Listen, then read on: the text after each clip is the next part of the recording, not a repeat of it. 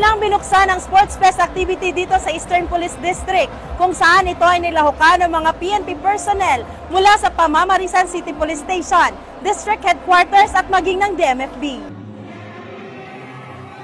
Bilis, lakas, liksi at husay, yan ang ipinakita ng mga kapulisan ng EPD sa Palarong Pinoy sa isinagawang opening program ng Sports Fest activity ng Eastern Police District para sa taong 2025, kung saan ito ay nilahukan ng mga PNP personnel mula sa 4 na himpilan ng pulisya nito, ang Pamamarisan City Police Station at District Mobile Force Battalion, maging ang District Headquarters, EPD Annex at EPD National Special Unit. Ang nasabing aktibidad ay dinaluhan at pinasinayaan ni Police Brigadier General Aden Tupas Lagradante, District Director ng EPD, kasama ang Command Group, at si Mr. Melquiades A. Robles, General Manager ng PCSO, bilang panauhing pandangal. Nagpakitang gilas naman ang mga muse ng bawat kupunan sa pagrampa at nagbigay ng kanilang mga pick-up lines.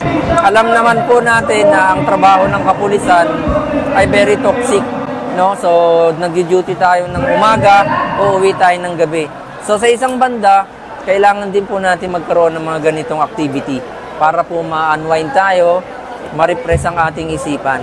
So ito rin po ay nagde-develop ng camaraderie, esprit de corps at yung coordination. So ito po ay isang magandang activity para po sa mga pulis. Ipinakita ng mga kalahok ang sigla at determinasyon na manalo na kumakatawan sa kanilang mga unit at kupunan. Samantala, sa mga susunod na araw at linggo, iba't ibang ball game tulad ng basketball, volleyball at badminton ang isasagawa upang ipagpatuloy ang kasiyahan at ipakita ang kahusayan ng mga tauhan ng Eastern Police District sa sports. Mula dito sa Eastern Police District, ako po inyong Police News Network Correspondent, Patrolwoman Jenny Dolor, alagad ng batas, tagataguyod ng Balitang Pulis.